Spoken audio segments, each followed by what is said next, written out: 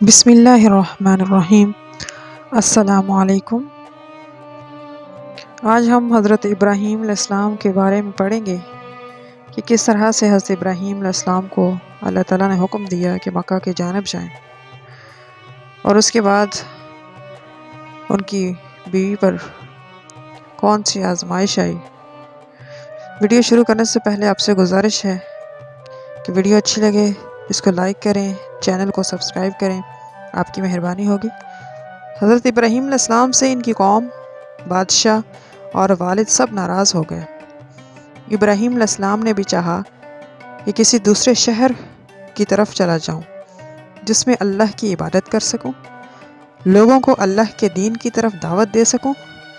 حضرت ابراہیم علیہ السلام اپنے شہر سے نکل گئے، والد کو خیر بات کہہ دیا۔ ابراہیم علیہ السلام نے مکہ جانے کا ارادہ کر لیا۔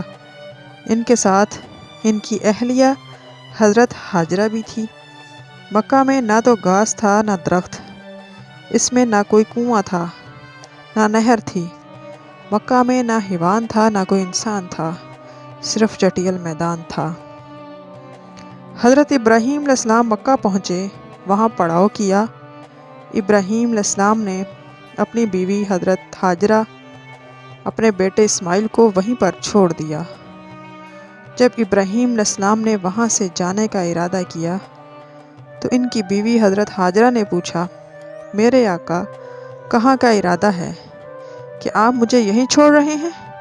یہاں تو نہ پانی ہے نہ کھانے کے لیے کوئی چیز، کیا اللہ نے آپ کو یہ حکم دیا ہے؟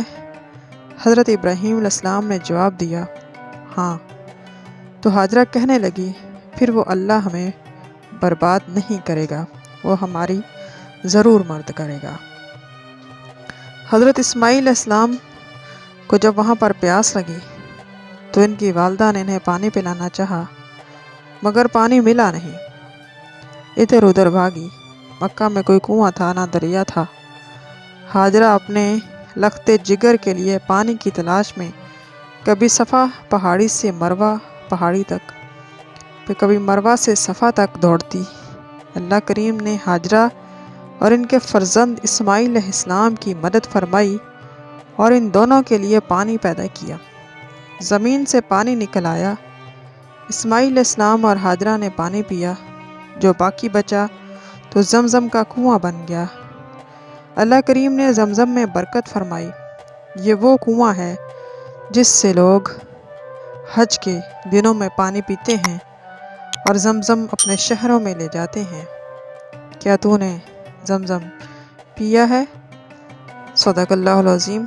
ہماری ویڈیو اگر اچھی لگے اس کو لائک کریں، چینل سبسکرائب کریں تاکہ آنے والی ہر ویڈیو کا نوٹیفیکیشن آپ کو مل سکے، اور انشاءاللہ ملتے ہیں کل ایک اور نئی ویڈیو کے ساتھ۔ اللہ حافظ۔